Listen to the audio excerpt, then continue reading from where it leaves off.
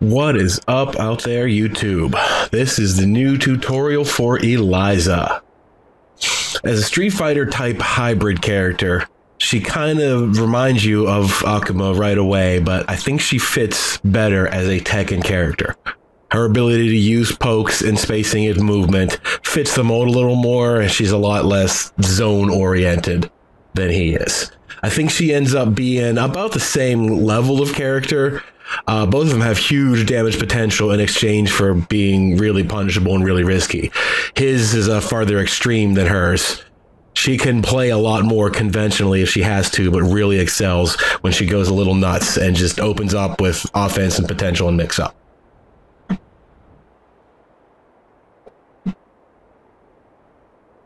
So as always, I want to start talking about her punishers, which are actually a pretty good set. She works well as an offensive mix-up character, but she has really good punishing tools that can get the opponent off of her and go right back into it again. To start with, she has a basic 1-2 jab at 10 frames, which is easy and straightforward, nothing fancy about it. But the real punisher is a jab into her heavy Dark Blade,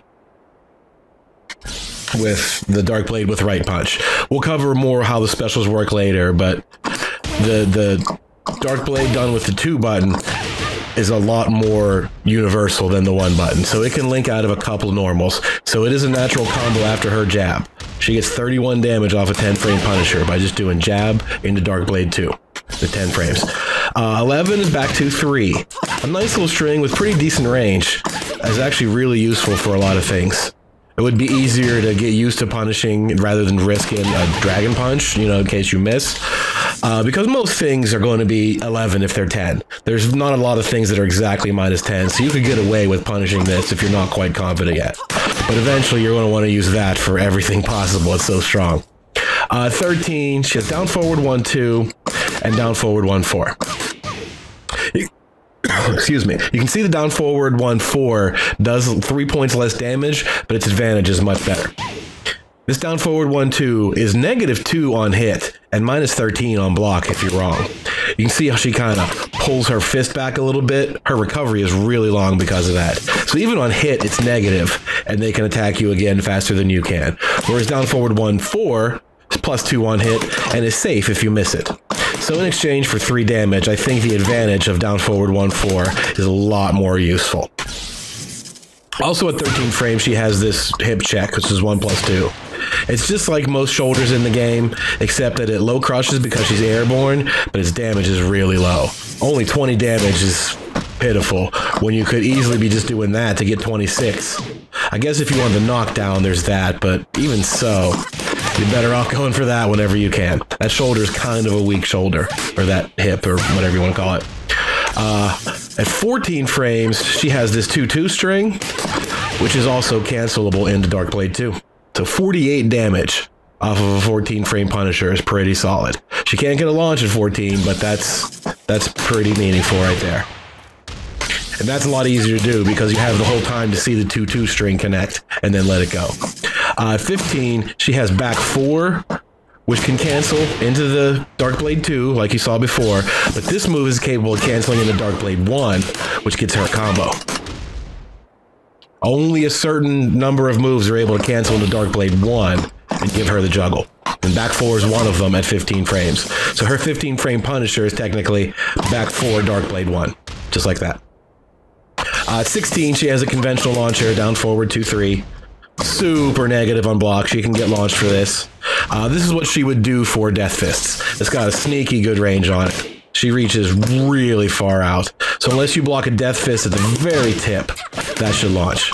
That would be your better option for moves like that. It's not going to work on everything. Like Heihachi's Demon Uppercut I never tested, but it should work on Death Fist as long as you're not at the extreme limit of its range.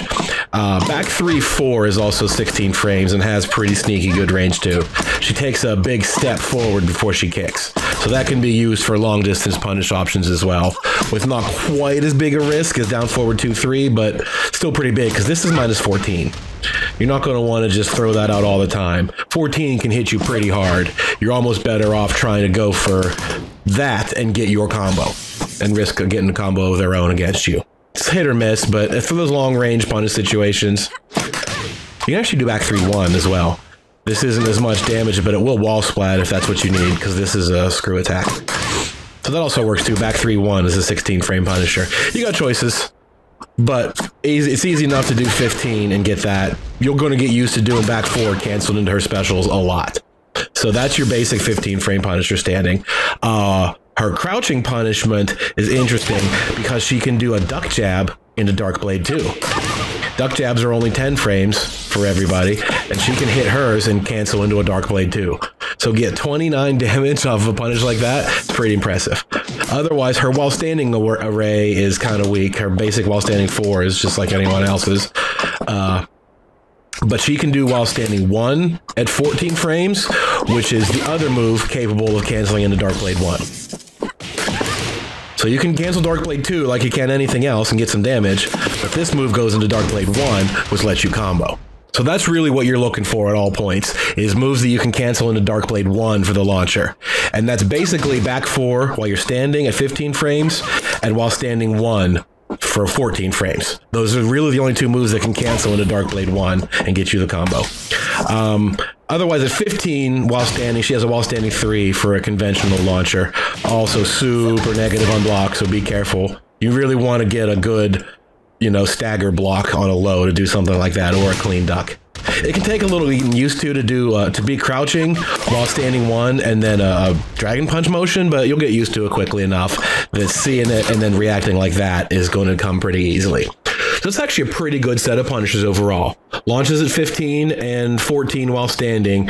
Amazing damage out of her jab punishers because of the ability to link the Dark Blade out of it.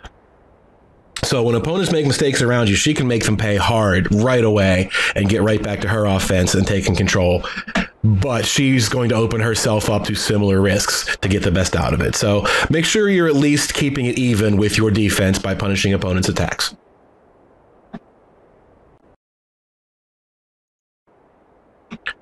So I want to start Eliza's offense by going over her Moonglide stance.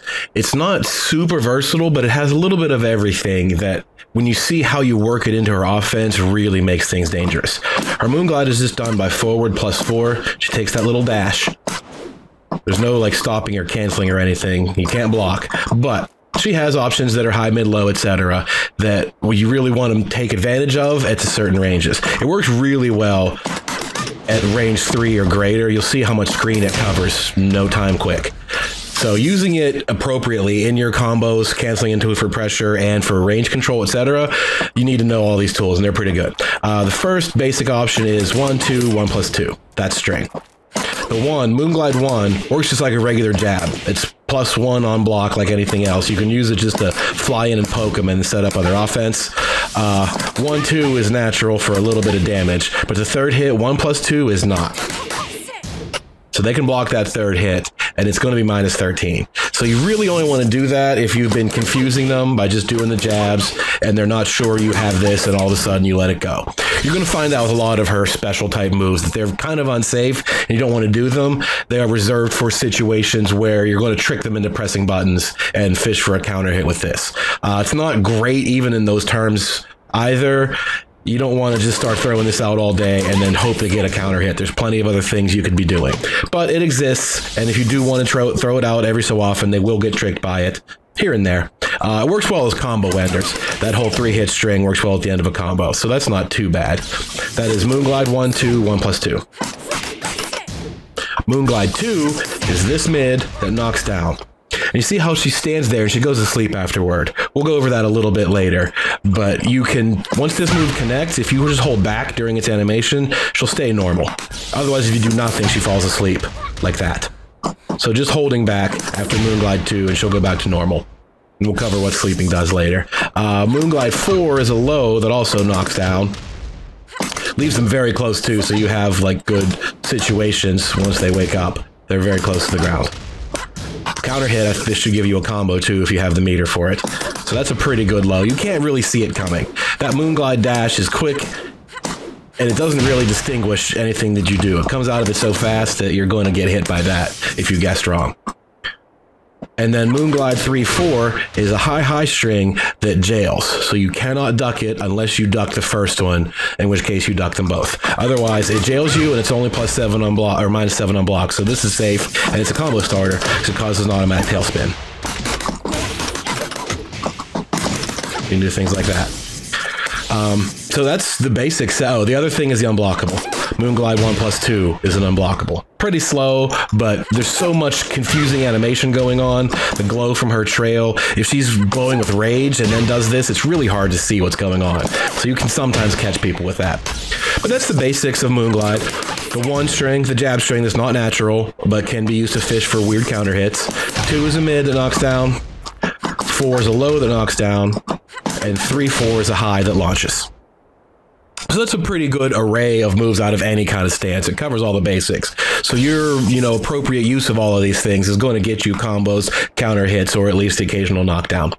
The other thing to note is she can do forward 2 or forward 3-4 to do those 2 options instantly without having to Moonglide.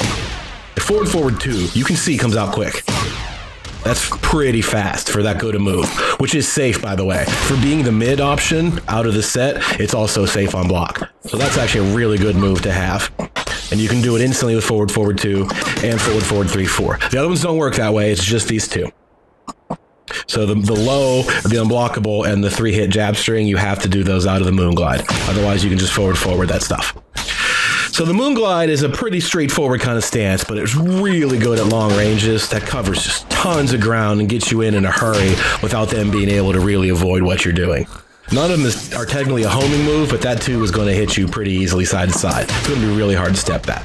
So it's a great tool for controlling the space far out, as well as its ability to cancel out of strings, as we'll get to later. So it's got one of everything. You use them appropriately, keep it mixed up, you're going to get high damage and good situations out of Moonglide.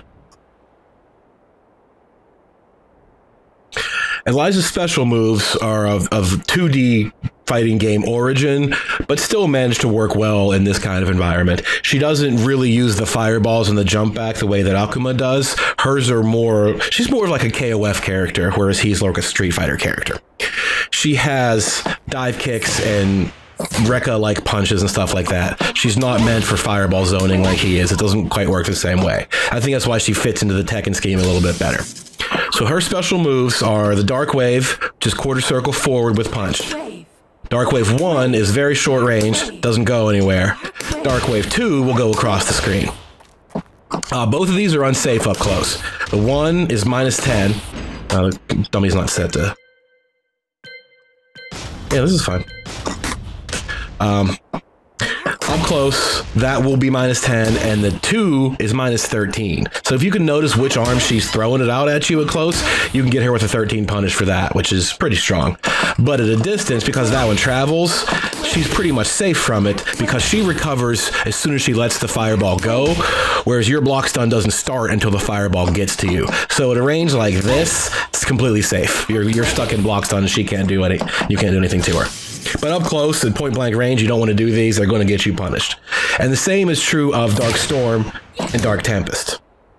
This is quarter circle back with punch. 1 is a horizontal slash, which is a screw attack.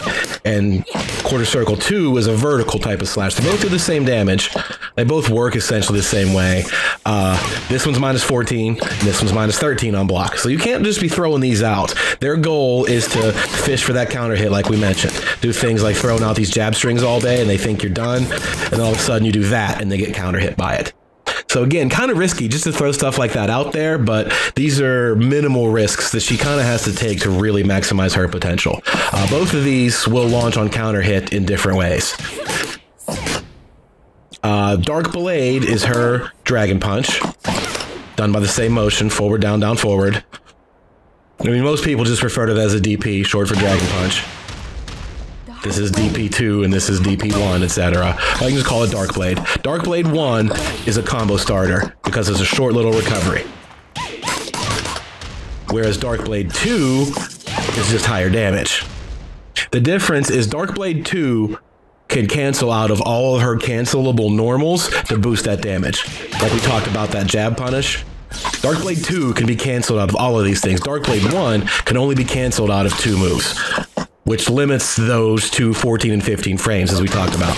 That's the only move she can do to cancel into Dark Blade 1. So she can't just do like a low poke and get a full combo the way Akuma can with Tatsus. So again, that leans her more into the realm of Tekken, where she needs a negative 15 to launch you like that. She can't just get it out of some dumb low poke. She's a little bit different that way. And I think that works well in her favor too. It's just a slightly different shift compared to him versus Tekken characters in general. Dark Cannon is the name of her dive kick, which is quarter circle back and either kick button. Dark Cannon 3 causes that knockdown. Dark Cannon 4 leaves him standing and gives you frame advantage. Just like dive kicks in any other 2D game, this really depends heavily on where you land. If you land just the tip of their foot, you can connect other attacks. Like you can see that jab was natural right there. But if I go just out to the edge, I can get that. Or I can get a back 4 if I do it just right. It's kind of hard. There. See how that back 4 connected? That linked. So that when I catch her in just the toenail with the 4 dive kick, I can link a back 4 and then combo from that. Anything that you land back 4 lets you do Dark Blade and combo. So technically you can get a launch off of this dive kick, but it's got to land on just the tip of their foot. If it hits them any deeper, there won't be enough of a frame advantage. Conversely, on block, when you land it just like that, it changes how positive it is. She's always safe. I don't think she's always positive, but usually she's going to be plus a couple frames when you block this dive kick. And again, it's depend on the range. You would have to go into practice and mess with, you know, exactly how much you get. Because it's hard to describe. You have to just get used to the range. Like any other character, you know, Cammy or Dalsim that has those spiraling dive kicks, you really need to land it just right to get what you want out of it. But once you do, you can really do some amazing things, because this is always plus on block and that jab is +1, and you can cancel a jab into another one. You can just do dirty stuff like that all day. Throw in the mids, it's really annoying. The other neat thing about it is, like other 2D dive kick characters, she has an instant version. Because she can do this in the air, she has a big floaty 2D jump, and from that jump she can do dark cannons. Just like that, same motion, quarter circle back with 3 or 4. But because she has a jumping version, you can do an instant version of it with the right technique. And now I feel like they added this just for Eliza, because the conventional Tekken buffering techniques are not the same as this. It really seems like they looked into instant dive kicks and programmed it in. What you do in, say, Japanese notation is 2-1-4-7-8-9 kick. What you're doing is the quarter circle back, which, you know, if you look at your keyboard, that numerical notation is 2-1-4. So 2-1-4 kick is the normal dive kick. But if you follow that quarter circle motion all the way around until you reach the up forward jumping position, and then press kick, it'll come out. Takes some getting used to. You have to delay it a little bit. Normally, like when you instant these dive kicks, you just follow through to the jump position and then hit it. In this case, you do the dive kick, and you follow the circle all the way around until that position. And as soon as you see her airborne, you hit it, and it'll come out. Like you can see the height. When I just do a standing dive kick, she jumps to about 6 feet in the air and then comes back down. And I'm in the air. It takes an even longer path. But if you watch, short ones like that. I do that motion. Unless I can turn the history on so you can actually see it. It might make a little bit more sense as to what 2-1-4-7-8-9 really looks like. There's one.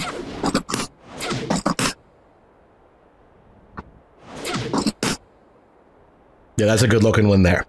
You can see down, back. Those first 3 inputs in that last group, those are the quarter circle required for the dive kick. And I just follow the circle all the way around until I reach the jumping position.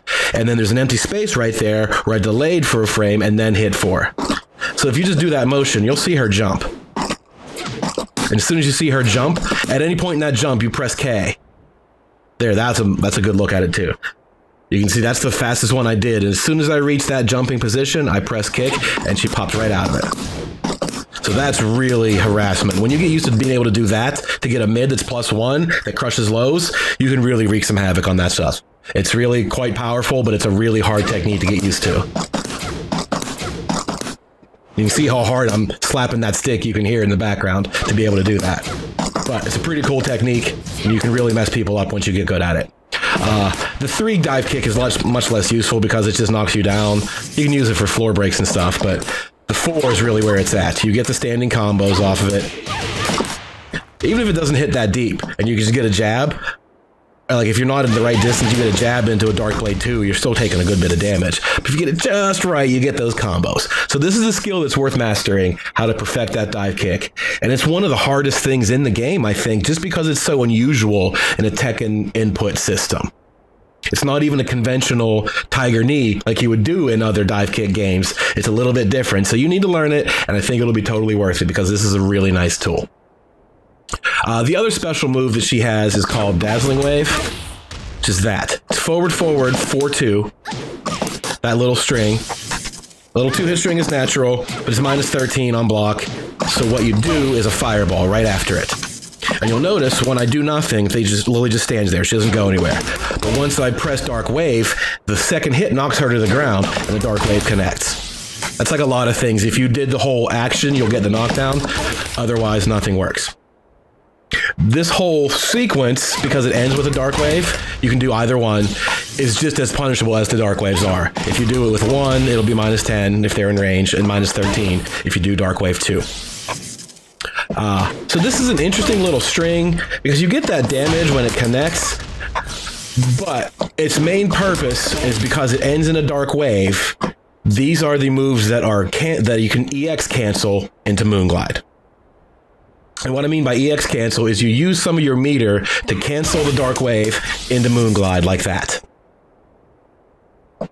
By the way, all of these special moves do have an EX version just by pressing both buttons together. They don't really gain you anything. That's the EX Dark Wave. It just hits you twice, knocks you down. No big deal. EX Dark Blade does a nice chunk of damage, and she gets almost total invincibility in the beginning of it. But again, it's nothing really special. EX Dive Kick is a combo starter, though. Causes an automatic tailspin. We'll come back to that in a second, too. So you do get a combo from the EX version of this, and it's safe on block anyway. So you can use it when you want to surprise them. If you're going to be hitting them with all these dive kicks, and they think they're onto it and being ready to jab you out of your next attack, if you did the EX version of it, they're going to get hit by that second one because they didn't know it was coming. So the EX versions aren't all that practical except for your dive kick. But where the meter usage really comes into play is Dark Wave, and therefore this, Dazzling Wave. They can be canceled into Moonglide like that. The input for it isn't what you would think, because Moonglide is just forward plus 4. You can't really do that. So what they did is they used the DP motion, forward, down, forward, and then 3 plus 4. So you're essentially doing a Dark Blade, but with both kicks as your cancel. Little unorthodox, you know, in your memory, you want to do a Moonglide, and it's not the input for Moonglide. It doesn't work on its own, it only works as the cancel. But you'll get used to it once you feel like the rhythm of these cancels. It's going to take you a minute to get used to doing that one. It's going to take you a minute to get used to doing this one. And then eventually you'll get used to doing this one.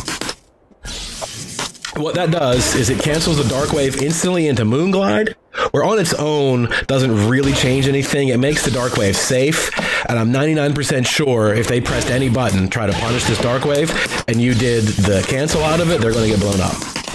I don't think they can do anything to stop that if you canceled it. So that's what it's really for, is to stop punish attempts on this and hit them with something.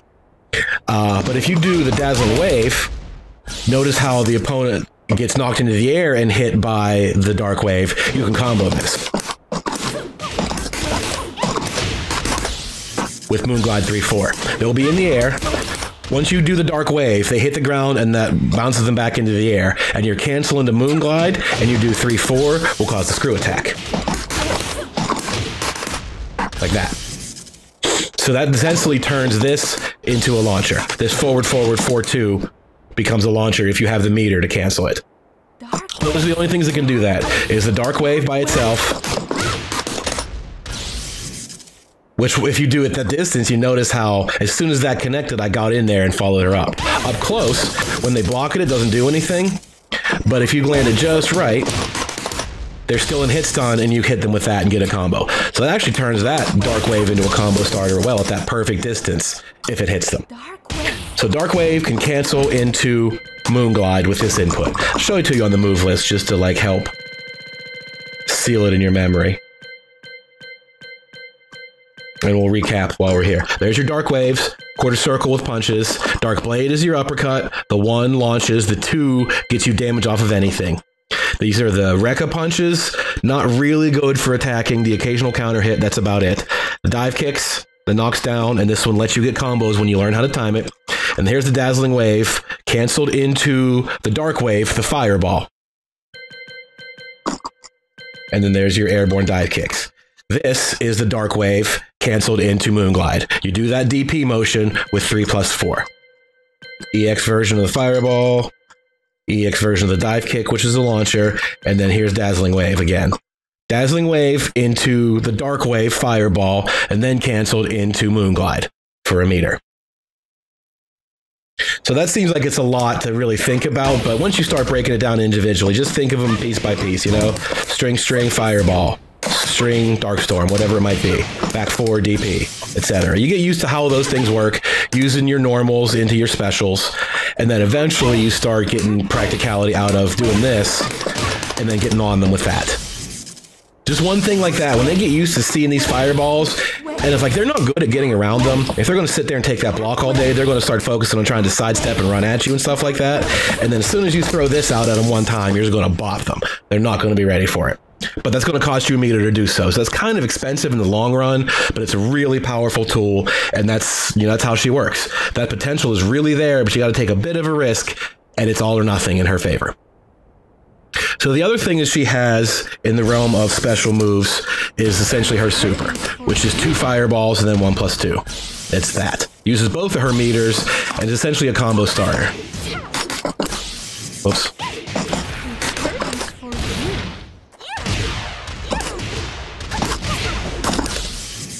Like that. It's basically a double fireball motion like any 2Ds would be, but it knocks them up into the air. I think it's also a plus on block, and you could do like instant while running 1 to screw attack or whatever you want at that point. This is also cancelable out of the basics. I think you can jab it. You can definitely do it out of back 4 or out of 2-2 or whatever. Yeah, that follows the rules of Darkblade 2. So your super move and Darkblade 2 can cancel out of almost anything, rather than having to wait for the back 4 situation to land your Darkblade 1. So if it's coming down to it and you really want to spend all of your meter for one last shot, like just pay attention. If you're out there poking, as soon as you see that 2-2 connect, there it is, and fire off your super. You can just do that and get a big combo that could end the round for you. It's expensive. It's not a huge amount of damage. If you get the full combo and get to the wall, you'll find it got you about 10 to 15 points more damage maybe, which you could get by just spending 1 meter anyway.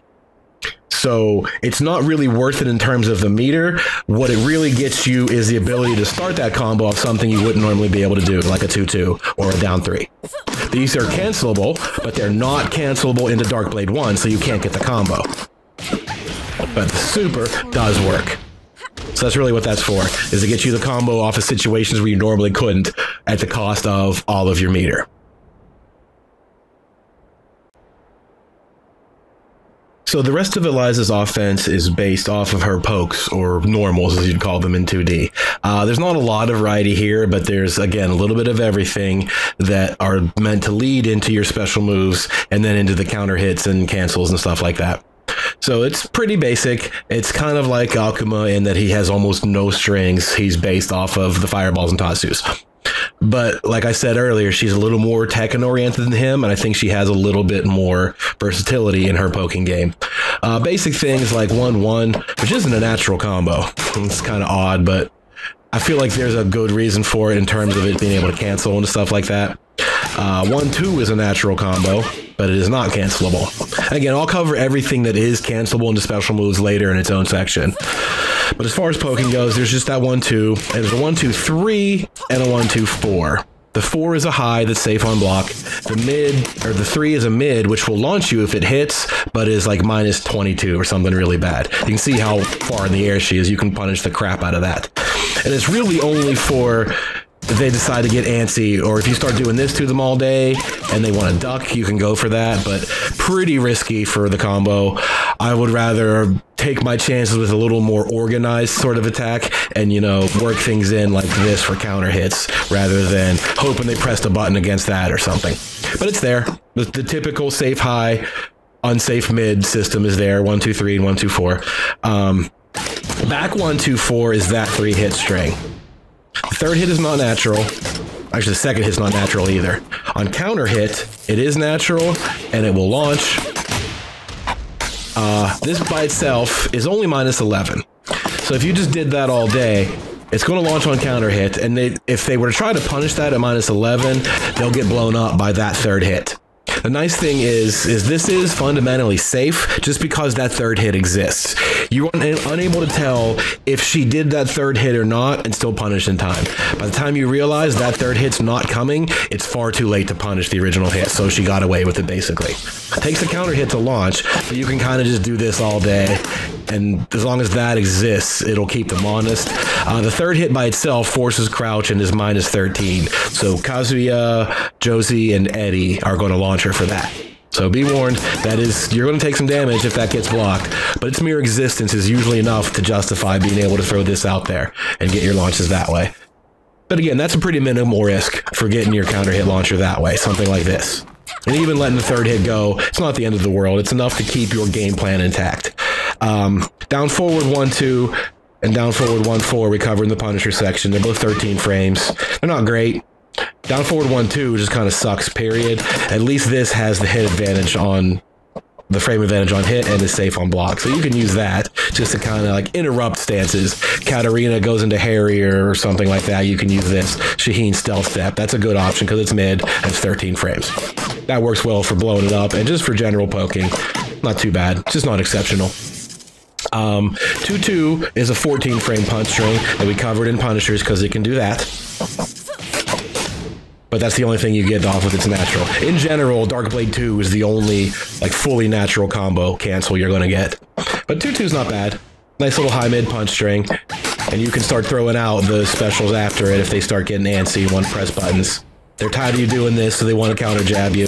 They get blown up by that counter hit. Down forward 2-3 we went over as the launcher, 16 frame launcher, crazy negative on block. It's only there for punishing long range like Death Fist. I wouldn't want to throw this out. It's nothing special crush-wise even. She's not going to go through stuff with that punch, so use this judiciously and mainly as a long-range Punisher. That's down forward 2-3. Back 2-3 we also saw in Punishers as an 11 frame. Nice little poke, sneaky good range. That's not a bad tool to have. Her standing 3 is a weirdly animating high. Just a really bizarre animation to kick that far up in the air. That's all it does. Just a quick little high kick. Forward 3 is a mid that's got some really good range too. You can see how she takes a big step forward when she does it. That covers a pretty good amount of ground. Forward 3. It's -11, but I don't know if many characters are going to be able to punish it at that distance. It should be safe enough, give or take. So that's a nice little keep out tool. If you want to defend this like range 3 area, you know, your dark waves and throw one of those out, they're going to have a real hard time approaching you from the front. And as soon as they start approaching you from the side, you have a magic 4 to fend them off. That's homing. This was forward 3. Down forward 3 is a homing move that also low crushes. It's very slow and kind of funky to deal with. It almost looks like it's the front foot that's going to hit you, but it's the back foot. So that makes it kind of hard to reverse or parry because it looks so odd. Conversely, it's rather slow, but it does crush low, and it's a homing move that knocks down, and it's safe on block and mid. So, you know, it's a pretty good array of properties to have for one move. Not bad at all. Back 3-1 and back 3-4, we also saw in Punishers. These are 16 frames. The high, back 3-1 is safe. It causes that little spinny animation. Back 3-4 is -14, and it's mid. So you can, again, use these willingly if you wanted to. Start throwing this out, the back 3-1, and as soon as they start ducking it, you have a mid to keep them honest. 16 frames, good range, and I think they're better off staying at that range and just used for distance punishes, or even just the back 3 by itself to keep people away. But at that range, I think forward 3 is a little better option, mainly because it's also mid. The back 3 is a high. So back 3 series, not super reliable, but it's there to keep the mix-up going, keep your opponents on your toes. I mentioned Magic 4, her standing 4.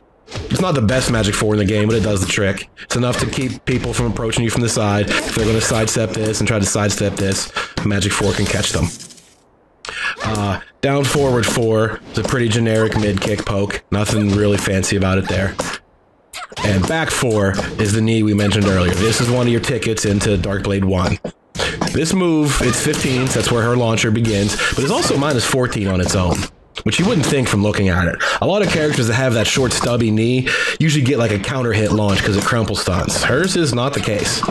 Hers is a launcher because of Darkblade 1, but it's minus 14 if you just stop there. So if you're unsure about it, you might as well just go for that anyway, because you're going to eat it pretty hard regardless. Until they've proven they don't know this is minus 14, I suppose. You can get away with it. But that's it for basic pokes and strings.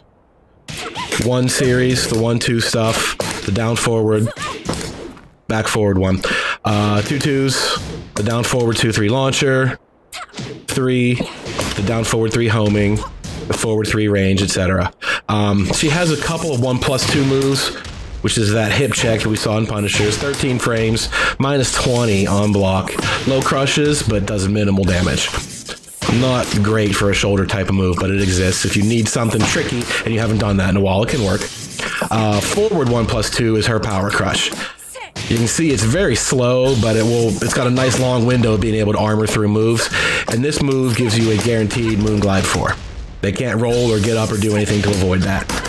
So they're actually taking 37 damage from this move, and odds are you're not going to have armored that much. So that's actually a pretty good move. It's minus 13 if they block it, just like most power crushing mids are. It's also homing. So that's also not bad in general. A homing, power crushing mid that does 37, and the good situation afterward. Not bad. Back 1+2 is a backswing blow like that. She takes a big leap, avoids everything. She's low to the ground. She steps back, knocks down. Oops. Counter hit doesn't do anything special, you can see. It's just that knockdown for the wall splat, I guess. But this is minus 18. That's pretty severe. You better be sure about evading a move to use this thing to try to hit them just to get a knockdown. You're better off just doing like that into Darkblade, you know, because maybe you'll get a combo. So that's not a great backswing blow. It's just there to frustrate them, I suppose. You're going to have to get lucky with it first. It's really hard to plan something like that. And like I said, if you want to evade their incoming attack, just do down 3 to Darkblade. If that counter hits, it should combo. Like that. That's what you'd be much better off doing. If you're going to eat a minus 18, you're better off going for the launcher yourself. So that's back 1+2. Forward 1+2 is this. It's just a single input, and all 3 of those attacks come out. It's mid, high, low. The low hit's not natural, not even on counter hit, and it's minus 14 and parryable. So as soon as the person realizes that, stop doing that move forever. In fact, maybe not do it at all, because there's no mix-up out of it. There's nothing unusual. It's going to get blocked and it's going to get eaten up. So forward 1+2 does exist, but it's kind of dumb. It's a gimmick that's going to get you killed before too long. And the last thing is down 1+2. This puts her on the ground, and she goes to sleep. As we mentioned earlier, there's a handful of moves that leave her asleep like that, and what that does is build her meter. Let me turn the gauge off. Spend it. And now watch what happens when Moonglide 2 connects. She goes to sleep, and her meter fills up. It's pretty slow. But, you know, you got like a little bit. That was equivalent to, like, you know, landing 2 or 3 normal attacks. The going down to the ground accomplishes the same thing, but it does it a good bit faster. So what this is really useful for is if they're at a range, they come running at you or something like that, you can just drop right to the ground and just avoid it. Like Ling going into AOP or Eddie going into Relaxed. You can kind of just whoop, right under anything they do. And if they land far enough away, you can stay here for a second. Because you notice it does take a few counts for the meter actually starts to build. Like that's a good 2 count. But once that 2 count is over, if they haven't figured it out, you get a nice little meter chunk out of it. So it's there, but it's hard to like rely on that as a source of building meter. You're better off to just play the game and realize you're going to get meter the old-fashioned way by earning it. But it's there. It does exist, and it's a thing, so it's a freebie if you're able to take advantage of it in the right situation. So she got a bunch of things out of the 1+2. The shoulder, the backswing blow, the power crush move. And 3+4 is her snake edge. A low launcher. And the difference here is this one also crushes low. She takes airborne from it.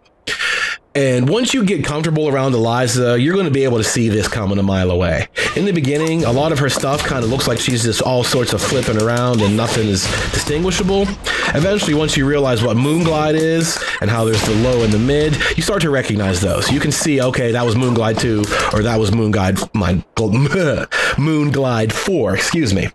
That once you start to realize those, you start to see what that is right away. Nothing else quite looks like that once you start to separate everything else out. So people are going to start to see that right away, but it is a low launcher.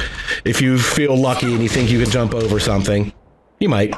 So that does exist as a low, but super negative on block and pretty easy to see. She has a running 3, like anyone else, +4 on block, pretty conventional. She also has a running 1, which is a homing move. Still safe, it's -2, but this is a homing screw attack. It actually comes at you pretty quick. You don't notice what's happening, running, and then there it is. Gets a nice big knockdown, gets that wall. So that's a pretty cool tool. They're not going to be thinking that's your major tool like Claudio and his running 2. Everybody knows Claudio wants to hit you with that, so people start ducking. This isn't going to make people duck because that exists. So if that's the case, they're going to stand there and block this a lot of times and not realize what it was. And they're going to give you a little bit more space. That way you start doing the running 3 and you get a little bit of a framing advantage for it, etc. So those are her 2 running moves. And to round it all out is her crouching moves. You notice as we went through the pokes and strings, she doesn't have anything with a down or a down back. It's because all of those are equivalent to full crouch. In Tekken and in 3D in general, when you press down 2 or down 1 or down 4 is how you get those low attacks. But in 2D, you can hold your crouch and then just do those buttons while you're crouching. And in Eliza's case, they're exactly the same. If you press down 3, it's exactly the same thing as just doing 3 from a full crouch. So that applies to down 1, down 2, down 3, and down 4, as well as down back. They're all exactly the same thing. So her down and down back and full crouch all produce the same arsenal of moves. Down 1 and down 2 are both actually really positive on block, which is kind of a nice irritating tool. This is +6 and this is +7 on hit, I meant to say. They're both safe on block. But a +7 move on hit like that is really going to annoy people because they're going to think they can, you know, poke you afterwards and they can't. Down 3 is launch punishable and so is down 4. Difference is down 3 is cancelable. You can get, you know, the Dark Blade 2 off of it. You can cancel into anything that you want to. So if you're at the right range, you can start throwing stuff like that out because they shouldn't be able to punish your 13 at that distance. That's got a nice little bit of range at the toes, and your Dark Wave, they can't do anything about it. So that's kind of a nice little harassment tool from that low poke. The down 4 is a little bit slower, not slow enough they're going to be able to see it and block it on reaction, but this also launches on the counter hit. Like that. So, and also from full crouch. So if you do something that's safe and you want to duck their retaliation, you can just do that and counter hit them for it. Just stay in crouch and do your 4. So her crouching moves are essentially the same as all of her downstring moves. Nothing magic there. But that duck jab, the down 1, can cancel into Dark Blade 2, as we mentioned, and so does the low. This is her only cancelable low, is that down 3, or crouching 3. And as we mentioned, Dark Blade 2 is natural from everything. Even though everything else is cancelable, they're not natural combos. The only other one from the crouch is her while standing one. She still has that Tekken while standing, which is the one that lets you get Dark Blade 1, the big boy. So that's pretty much it. A couple of basic strings off of each button, a few decent punishes in there. Not a lot of counter hit strings. Your counter hits are going to come from using your special attacks more than anything else, other than her Magic 4. That's really where your strings get your combos from. The rest of them are just made to produce basic mix-ups, like the Back 3 series, or to facilitate using your specials and getting canceled and stuff from that. The other thing that's noteworthy about her is because she has this floaty jump, she does jumping normals. And these jumping normals can link into other stuff like that. The problem is, though, is she doesn't have a demon flip like Akuma does, and this is slow, and pretty much everything in this game anti-airs. If you're just going to jump at somebody, any attack they do is probably going to hit you out of the air. This isn't as reliable as a method as you might like. But you can jump in and do stuff to them. A back 4 and a combo and everything like that. As long as you land this deep enough, you can see the back 4 will be natural. Like that. So that will get you a combo, just like the dive kick. But the dive kick, I think, is a lot more useful for your offense in general. But but being able to jump in does exist. So it's hard to define. It's not a thing you've really seen in Tekken before. The Akuma's Demon Flip makes sense because you can, you know, cancel your while standing 2 into the flip and stuff like that. This is just a raw jump, and it's slow and it's clunky, and it's not super practical. I don't know. But it does exist, and if you hit it deep enough, you can combo off of them. But the dive kick is a more universal offensive tool, I think, in general. But those exist. So 2 running moves. She got jump ins. She's got the crouching moves, which can get you cancels and counter hits. And then she's got a handful of pokes that are meant to set up her special moves. That's really all that she needs to do, is start working the special moves in to get counter hits and pressure situations, do the cancels, and do the cool stuff. So as far as the moves that you can cancel into special, like I've been talking about the whole time, they are 1 and 1-1. They can cancel out of anything, but the only thing that's going to be natural in these is Dark Blade 2. Even the 1-1 string itself is not natural. It's cancelable, but I think that's not natural just because that would give you a super easy confirm into whatever it is you wanted to do. If you're going to do a 39 damage, 10 frame Punisher, you got to let it rip. You got to do jab DP like that, if there's no hesitation. Whereas if they let this be a natural combo, and then you could confirm your DP too, that's just a little bit too much. So this isn't natural, but it's enough to mess with people's timing, you know? The fact that second jab exists, the 1-2, stuff like that. You can just do this crap all day. And occasionally start canceling stuff, and they'll get counter hit. That's really what it's about. So 1 cancels, 1-1 cancels, 2-2 cancels. Again, you see it's not natural. And then down 1 cancels. Dark Blade 2 is, and then down 3. That's the only low. So that's really all that you kind of need, right? A jab, the 2-2 string. There's your 14 frame Punisher that we talked about. And then a duck jab and a low that can cancel. They're not natural again, but you're doing this with variety and you're keeping things unusual, so they're going to have a hard time predicting what you're doing. The other 2 are back 4, which we mentioned, and while standing 1. These are the only 2 that can cancel and be natural into Dark Blade 1. So naturally, you can do Dark Blade 2 or anything like that. You can do Dark Storm. All that stuff becomes natural. These have a much bigger hit stun. The back 4 and the while standing 1. Those have enough hit stun that all of your specials will be natural combos, including the one that's a launcher. That's the one that you want, is Dark Blade 1. And you can only get that 2 ways, or if you get a counter hit. Like I said, they're rushing at you and you do a counter hit on your down 3, Dark Blade 1 works in that situation.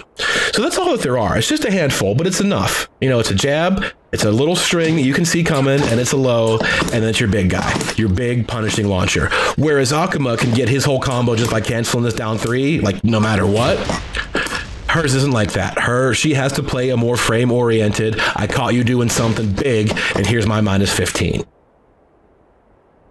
So that's everything that she can cancel into her specials. So you're going to be mixing these up. You're going to do 2-2 and then do nothing. And then all of a sudden you're going to throw a dark wave at them. You're going to poke them with the low. You're going to do some of these. And then you're going to do a low into a dark wave. And they're not going to be able to deal reliably with whatever it is that you're doing. As long as you don't do anything stupid and you keep your risks to a minimum, you're going to create situations where there's a counter hit, you know, or you're going to make them do something stupid and get your full combo.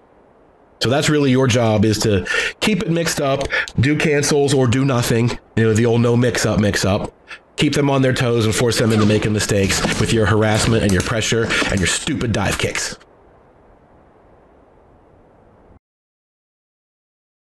Eliza's launchers aren't super plentiful, but they get their job done. There's some for punish, there's some for fishing, and there's a handful of counter hit ones. It's not a huge variety, but her complexity is what makes it easier for you to get the launchers that she does have. Natural launchers, that snake edge is a low. It's not super practical, but it's a combo starter. You'll notice I've switched positions so I can have the whole length of the floor to demonstrate combos on, because she should be able to coast with a couple of these. I'd like to be able to see that. So 3+4, the snake edge is a low launcher. The Dark Blade 1, whoops. Or back 4 Dark Blade 1 if you prefer. Same with while standing 1 into Dark Blade is a natural launcher. So is down forward 2-3. At 16 frames, that has that range. That's what you're going to use to say punish the Death Fist and launch Paul for it. Her while standing 3 is that backflip kick, also super negative, which is the same as the third hit of 1-2-3. If they, you know, press buttons after your 1-2, they get launched by that. And I think that's it for natural launchers. I can't remember anything else. I always feel like I'm forgetting something, but those are the only ones that I can really recall as far as a natural, just hit them with it in the air launcher. Everything else you got to kind of work for. Her counter hit launchers are a little bit more useful, like her Magic 4. Let me turn on counter hit. Causes the screw attack right away. Her while standing 2 launches. And her while standing 2 on its own is a weird knockdown. I don't think you can do anything with that. I mean, you can hit them for free, but it's not really that combo starter. A weird knockdown, I don't know what it's for. But on the counter hit version of it, you do get a full combo. Back 1-2 on counter hit will launch. The first 2 hits connect. But if you're out there, if you're trying to do the 4 to keep them honest, you're going to lose the combo. It'll knock them down. And I don't want to do it now because it'll break the floor and it'll take forever to reset. But back 1-2 on counter hit, we'll launch them in the air. And the Dark Storm and Dark Tempest, quarter circle back 1 and quarter circle back 2, they both get a launcher in different ways. Dark Storm, quarter circle back 1, causes an automatic screw attack. The Dark Tempest, quarter circle back 2, the crumple stun, where you can do stuff like that. Pick them up with anything else. You're down 3, canceled into a DP or something. We'll get to more options. So that's a crumple stun that you can combo from. So both of those, if you're doing stuff like throwing out that jab and the 2-string, you can catch the counter hit with either one of those. Both pretty unsafe, but if you're trying to fish for a counter hit, you're going to have to take some risks to do it anyway. Her down 4, or full crouch 4, is also a combo starter on counter hit. Just do while standing 4 to pick them up and do whatever you would do normally. And the last one is Moon Glide 4. Whoops, I have to E-exit. It's a knockdown that they can't get up from. They can't tech roll, they can't quick stand or anything. Why am I not getting 3+4 there? That's weird. Wonder what's going on. My buttons are organized, I just can't do it. That's weird. Oh, we don't have meter. That's why I forgot I turned that shit off. That's what I wanted to show you. Player blood gauge max. No wonder. I know I'm doing it right.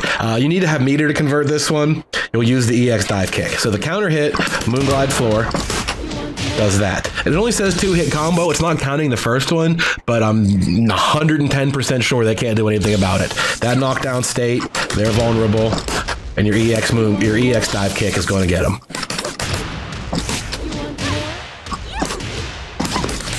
Do whatever you want from there. So that is a counter hit launcher, but you have to have the meter to do the EX dive kick and convert. Or I guess you could floor break. If you got that knockdown, you could do dive kick 3 and break the floor and screw attack them that way, if possible. So that is an option, but otherwise you would need meter to convert that.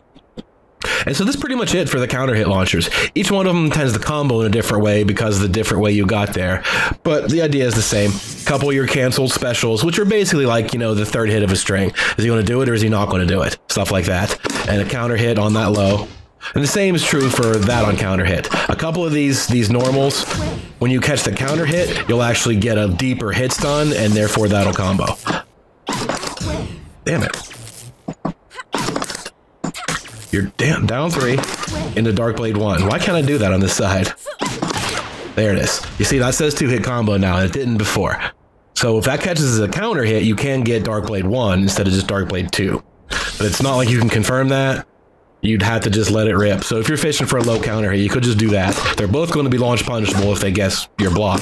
But that one on counter hit is a nice, easy combo to just do.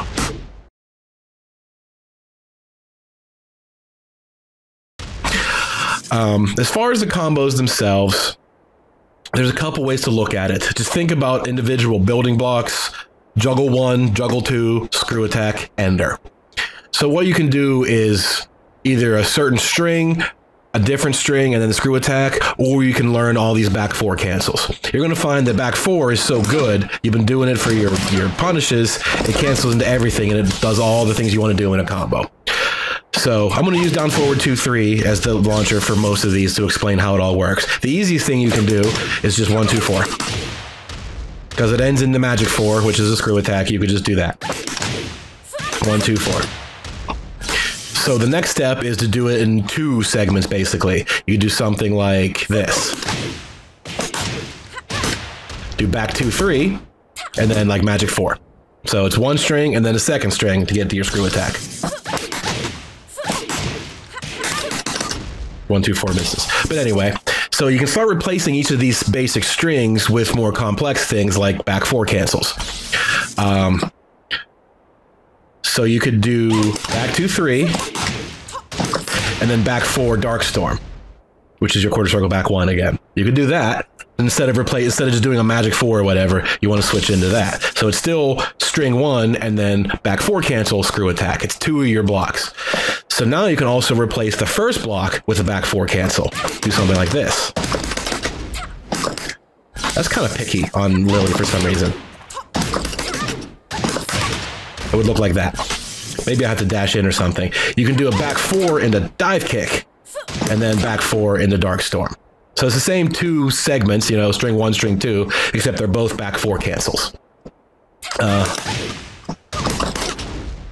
That's weird. That's often weird on Lily. I never really have trouble doing it. You can just do this. I guess you gotta get used to it when it comes to launching Death Fist, because that's your option. I'm curious if bigger characters do make that a little bit easier, but it's all based on the distance of your dive kick. If you come up a little bit short, it's going to be hard. You'll see combo videos that do 3, 4 of these dive kicks in a row, and even if they do the instant version of it, that's not always the best option because she doesn't cover any ground. If you just jump and do a dive kick, she goes a lot more forward. So you're going to have to learn the distance and the spacing to make all of those things work. But by and large, you could do back 4 dive kick, back 4 Dark Storm to get your screw attack that way. Some more complex things, like I mentioned, would be back 4 dive kick into another dive kick, something like that. You can do a couple dive kicks right there once you get good at it. That'll really carry you to the wall, and then just end with the magic 4.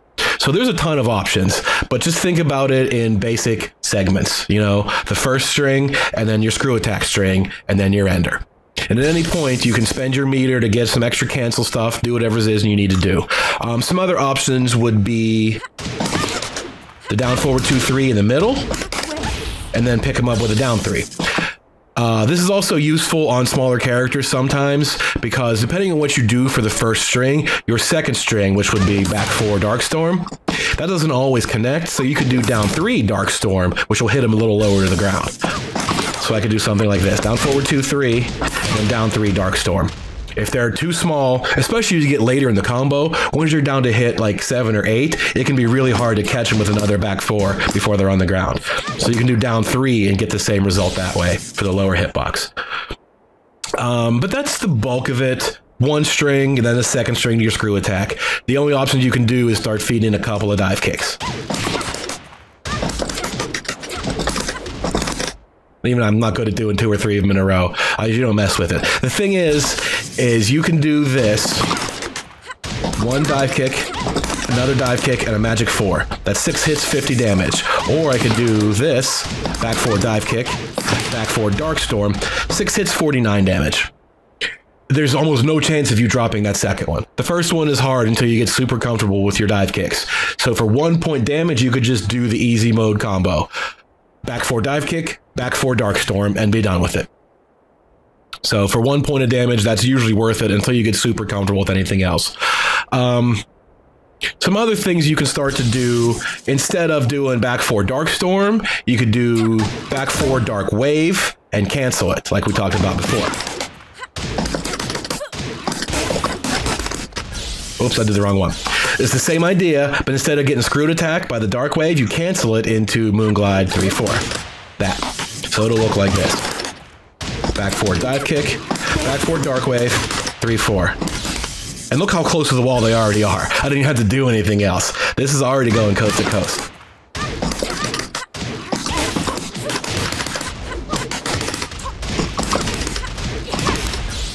$88, just like that. For only 1 meter to get my extra distance. And depending on where, that was with my back to the wall. So if you're anywhere else in most stages, you can get to a lot of walls without even spending the meter. So there's a lot of things like that once you realize how the system works. The basic concept is doing a back 4 cancel into either another juggle or the screw attack or the ender.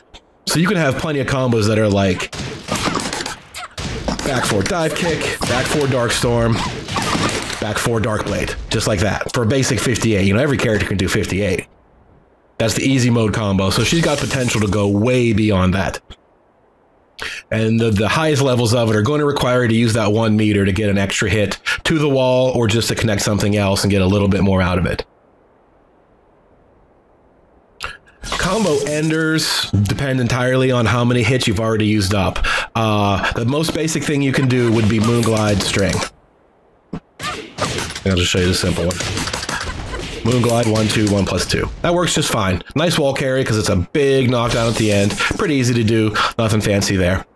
Some other things, if you haven't spent your meter burn yet, you could do this. And do it that way. Run up and do a back 4 into Dark Wave. EX cancel that Dark Wave. And then do that same string or the 3, 4. Whoops.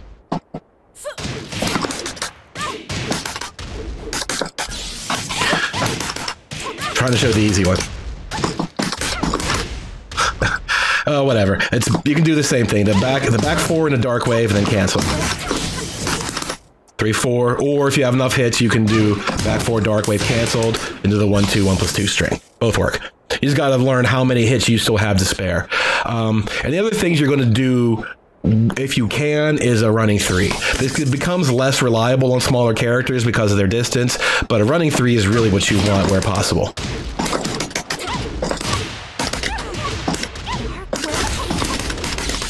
I didn't get there. So once the screw attack happens, once you land, you can do an instant running 3, and then from that, you can pick them up again with a back 4 or a down 3, depending on small characters. At this point in the combo, on a small character, you're not going to be able to get another back 4, but you can almost always get a down 3 and then do a fireball or a dragon, whatever it is, whatever the situation suits. So something like this. Whoops, I want to do running 3. Back 4 dive kick, back 4 dark storm, running 3. Oh, didn't quite reach the wall from there. On a big character, you can do running 3, and then back 4 dark blade 2. Get that extra little bit of damage, and sends them way up in the air. Small character doesn't work as well. You're stuck doing down 3, and even if you can do down 3 into dark blade 2, doesn't hit super consistently, but you can still do down 3 Dark Wave 2. And that's actually kind of cool to see them land at the very end of a combo and still get hit by that final one. So back 4 dive kick, back 4 dark storm, running 3. Oh, it did pick her up. Oh, cool. Let's try it again. Launcher, back 4 dive kick, back 4 dark storm, running 3, back 4 dark wave. Damn it.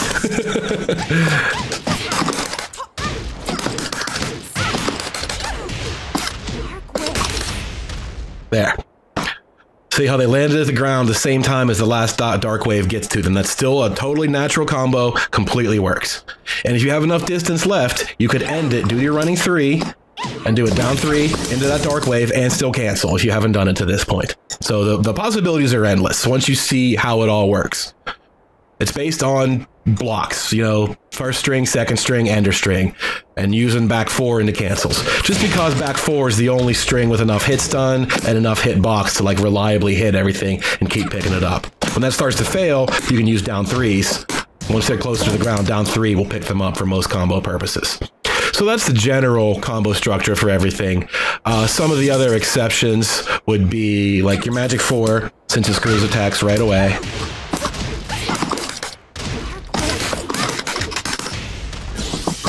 Like that.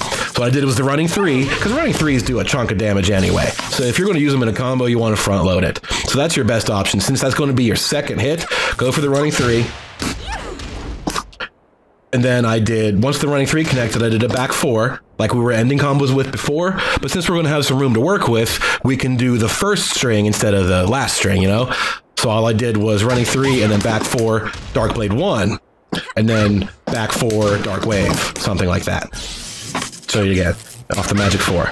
The running 3, back 4 Dark Blade 1, back 4 Dark Wave, and I canceled it into that.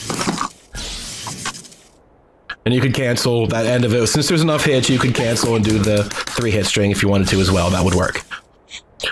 You do the same thing, stay off a counter hit from your Dark Storm. You do your running 3 right away. A little harder because you're closer on that one, but it still works.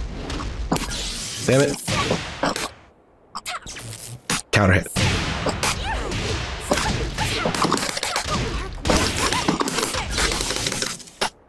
But you see the idea. Depends on your distance and how far you've gone, how many hits you've used. Some other things to pay attention to would be, the counter hit off your down 4. You just have to do a pickup like that. Do a while standing 4. I actually think you might be able to crouch cancel if you wanted to, but it's not worth doing. Just do a while standing 4, back 4 Dark Storm and be done with it. So as long as sooner you screw attack, and you can still tack more hits onto the end of it, you could do another Dark Wave cancel there, for example. And off of the Moonglide 4 counter hit.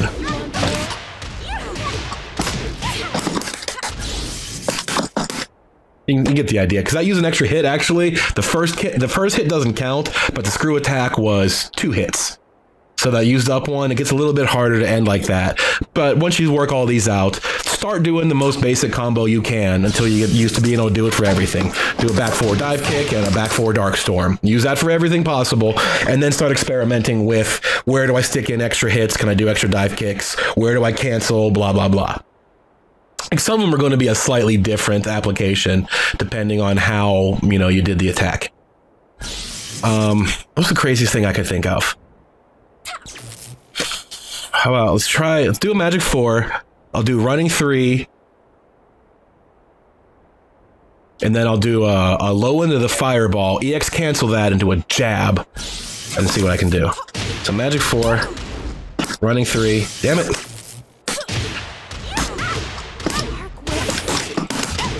Jab there, and do a back 4 into another dark wave. I'm gonna see if I can spend 2 meters. How about that?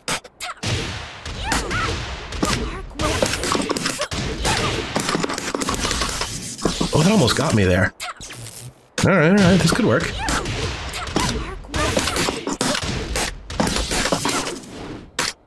Well, anyway, you see what I was trying to do. I was going to do 2 meters, do a running 3, and then do down 3 dark wave, and cancel it into a jab, and then do back 4 dark wave and cancel it into whatever. That's totally going to get the wall. But you can go coast to coast with both your meters, no problem. So once you learn how they fit together and how much you can stretch out of it, you'll get an instinct for, do I end with, Moonglide 3-4, or do I end with Moonglide 1-2, 1+2, based on number of hits? You'll get used to all that, and you're going to have to figure out what you're comfortable with and what works situationally as well. Side note is most of these tend to work pretty well off axis. Nothing really gets in the way, and I think that's mostly because Dark Storm is a homing move. You usually don't have too much trouble, reorienting yourself. So for when you get to the wall, this is where it really just goes over the top. Like, the stuff we were doing fine, the counter hits and all that was great, but some of the things you can do in combo are starting to get a little silly. Being able to go coast to coast and get 88 damage with meter spending, or even getting like in the 80s without spending meter. It's totally possible. So when we get to the wall, some wild shit starts happening. Wall, don't switch positions. Which is going to put us on the other way again. Let's do that. So the simplest wall combo isn't actually that simple, but it doesn't take that much to get used to. You're going to do, this is going to sound familiar too, back 4 dive kick, back 4 dark storm. Totally works. Well, small characters, that's actually a little harder. Instead of doing, remember, Dark Storm is quarter circle 1, the horizontal version. Dark Tempest is quarter circle back 2, the vertical version. There, that works, because a small character will slump to the ground. They're going to go under the Dark Storm, but they can't go under the Dark Tempest. So this is just the wall splat, back 4, quarter circle 4, then back 4, quarter circle 2. Again. Just like that. And look how friggin' much damage that is already, off of just a simple little splat like that. That's a huge chunk of damage. She has a couple easy resplats too. I've seen a few different ways to do this. It's kind of picky depending on where you hit them and the number of hits. The easiest one, I think, is to backdash, down 3, and then Dark Blade 1. The trick is you had to get them just right so that you don't hit them too deep. You want them to splat right against the wall, right where they started. So your backdash has to be right, and where you catch them in their crumple has to be just right. See, I was too late. They didn't get picked up again.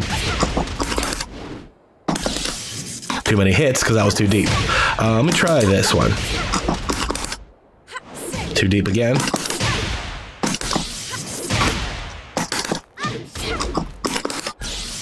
And then missed him again. But I promise you, you can do it. You backdash, you do it down 3 into Dark Blade 1, and then I'll splat him again, and you can still do the same thing. Back 4 dive kick, back 4 Darkstorm. Darkstorm 2.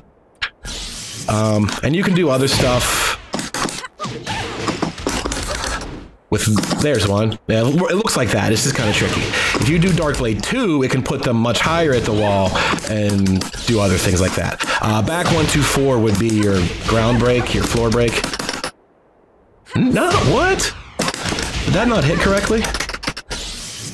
I could have sworn to little baby Jesus upstairs that was the floor break. Huh. I did not realize that. I don't think I've ever broken the floor with her, if that's the case. What would I guess you could just dive kick 3, right? Oops, I didn't wake up. There you go. So that's what you do then. Your wall break would just be back 4 dive kick, only do the 3 version of it. And then even once you land, you can still do, damn it, you can still do the full 4 hits. Back 4 dive kick, back 4 Darkstorm. That'll still work again after the floor break. So that's going to just be a nasty amount of damage when you think about it. You could start with your back to 1 wall, get the launcher, maybe spend 1 meter after you're running 3s, your Dark Wave cancel, get to the other wall. Once they splat, do a back 4 dive kick 3 to break the floor, go downstairs, and then still get back 4 dive kick, back 4 Darkstorm, or your Rage Drive or whatever, or your Rage Art at this point. You haven't even used that. So, I mean, her potential for damage is super, super high. So that's why she has a limited number of launchers. That's why her counter hit launchers are all a little more particular about what you do, and why a lot of her good counter hit stuff is fairly negative. Because otherwise she would just dish out the damage like crazy. If she were a Street Fighter character like Akuma, her health would be like, 800, like his. She'd have to be made fragile to balance it out. So the Tekken equivalent of making a character fragile is making them more punishable, so they take more damage in return. But that's a pretty complicated combo system, to be honest. It's a lot of variety to it. There's a lot of different things you could do, and a lot of high execution stuff to really get the tops of that damage. So once you get familiar with it, just start with back 4 dive kick, back 4 Darkstorm, and build on from there. And finally, Eliza's Rage Art is as simple as they get. The only thing outstanding about it is its range. It's got a... Nah, 3 is probably too far. I'd say 2.5 full back dashes maybe it should reach. It's back 3 plus 4, but it reaches really far, at least as far as Nina's does. It's also airborne, so if they happen to do a low attack, you won't take any damage for it. You would armor through it normally, but you wouldn't have to. In case you're super close to dying, you can go straight over most low attacks. Oops, back. 1, 2, 3 full back dashes, back 3 plus 4. Not quite. That's about it though. Almost 3 full back dashes away. Yeah, that's a pretty good range. It's one of the better ones there is, and it's a natural low crush to avoid taking the damage. Sometimes you want the extra damage to boost yours in return, but if it's a matter of you getting killed, she can go right over stuff with it. But other than that, it's not remarkable in any way. Its animation takes a long time. It's very slow. No escape. She has like 3 quotes during it. This is there for a second. It's a little bit on the tedious side, but otherwise it's not remarkable at all. It's a pretty straightforward Rage Art. She doesn't have a Rage Drive like Akuma doesn't. They have the super move instead. They uses all of their meter to do this. This is double fireball 1 plus 2, and it's a combo starter. And it follows the same rules as Dark Blade 2, meaning you can cancel it out of almost anything like that. I'm near the wall. It cancels out of most normals, so you can see the difference being, say, 2-2, right? 2-2 was not able to get a combo because Dark Blade 1 does not connect. But in this case, 2-2 into your super move does connect. 104, just like that. That was a huge grip of damage out of a situation I normally couldn't combo. So what this really does for you is if you're paying close enough attention, you know, you're doing your pokes, you realize you catch something that's not normally comboable. Now it is once you spend all your meter. So that can be worth it. Damage-wise, you're better off to use one meter to extend a combo than use the other meter to extend the second combo or whatever. But if it comes down to ending a round or just even catching up sometimes, because once you spend your meter, you'll get it back. If you're going to start round 5 with full meter, you might as well spend that shit. So that way you can get whatever you get out of it, and then you'll have more meter, presumably, right? So what this can do is turn a couple of things, including that low, into a combo. Because it cancels, it's a natural cancel out of anything, just like Darkblade 2. That includes you down 3. So you can down 3 into super and get a combo that way. That's pretty dirty. You need to get 100 damage, no problem. So just think about the potential to carry all the way to the wall. If you don't use your meter, to break the floor, and then do this, it's astounding what she's able to do. So this takes the place of her Rage Drive. I think it's plus on block. I'm actually not 100% sure. It's not unsafe, though. I'm fairly sure of that. If you were to miss with this, it's fine. You just, you spend all your meter on nothing. As far as extending in a combo, I'm not sure if it's able to do that. I never actually tried.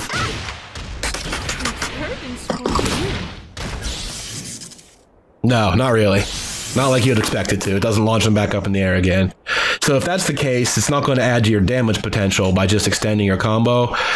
The best thing I could imagine is if you get all the way down there to hit like 9 or 10 and you didn't use a cancel yet, you could do that. But you're going to be down to such the low damage numbers anyway. I don't think that's going to get you anything that you couldn't get by just a normal cancel, like that. So I think in combos, you're much better off just doing a single meter to do an EX cancel there. What the really strength of the super move is being able to combo where you normally couldn't. You notice I'm just doing instant running 1 for the homing attack there. Instant running 1 for the screw attack, and then instant running 3 and comboing from that point. So that's actually kind of a really powerful tool if you think about it. It turns, I suppose, jab would work too, it's just hard. There it is. So that's a full combo off a jab, which Akuma can also do. He can do jab DP and focus attack dash cancel and screw attack you from there. And his stuff is hard, I'm not going to lie. His is a hard character to play, like, fundamentally. She's not as bad, I don't think. Her timing is not as strict, and her combos are, even though they're as complex, I think they're easier to execute because there's not as much demon flipping. Her dive kicks are a little more forgiving, but not a lot. They're comparable, they're difficult. But if you're up to the task, you can get a full combo off of the jab when you have your super meter. So you don't get a much more powerful tool than that. Potential for 100 plus damage off of a jab. So no real complaints there, and as long as you're safe still, I think there's nothing, you just wasted your meter if you're wrong. Otherwise, you could, this is only 14 frames, and you're eventually going to catch them with something you recognize. Like, oh shit, there it is, and then let it rip. You realize you hit him with that 2-2, and then it's good from there. So that's a really, really powerful tool to round the whole thing out. So she's got a limited set of moves in terms of pokes and normals, but they're just the right kind of variety that's setting up the special moves you can cancel out of them, which is, again, kind of limited. There's not too many combinations, but it's enough to keep them guessing. Are they going to cancel it? Are they going to do this? Is it going to be low? What do I do afterward, etc.? There's a good variety there, and while you're opening yourself up to some risks with some of them, the rewards are through the ceiling. Any of these counter hits that converts into a launch, you should expect to get upwards of 75-80 damage off of just about anything. Plus the wall break, plus the floor break, etc., etc. So it's just like Akuma in the super high damage potential, combined with a little more defensive damage. She's easier to punish. Maybe not quite to the extreme that he is, but it's similar. High damage potential, high risk factor, semi-difficult execution, but based on variety, complexity, and mind games. She really fits the bill pretty well. All in all, I think she's actually a more solid Tekken character than he is. I think she fits the game pretty well. The only real complaint I have is the visibility. is the way her hands move around, the sleeves, the bats when she does that shit. It's a little like awkward to look at sometimes. I think her animations are just like purposely screwy. Like, what the hell is that? Why's that kick gotta look like that? Why's that kick gotta have that extra spin at the end, you know? It's stuff like that. It's a little confusing to look at, but once you learn it all, I think it makes way more sense, and you end up with a really solid character with good mix-up potential and amazing damage potential to follow it up. So I hope you learned a little bit of something, either about playing Eliza, and certainly hope you learned something about playing against her, because she's a problem for a lot of people, so this should ideally help you with at least a couple of things about what she's doing. So I hope you enjoyed it. Please subscribe to the channel. You can follow me at twitch.tv/mastermind6000 to watch me play Tekken, record our local tournaments, and anything else that I do there. Mastermind6000 is also my Twitter. You can follow that to keep updated with anything that might be going on. So until the next time, I hope you enjoyed. Take care.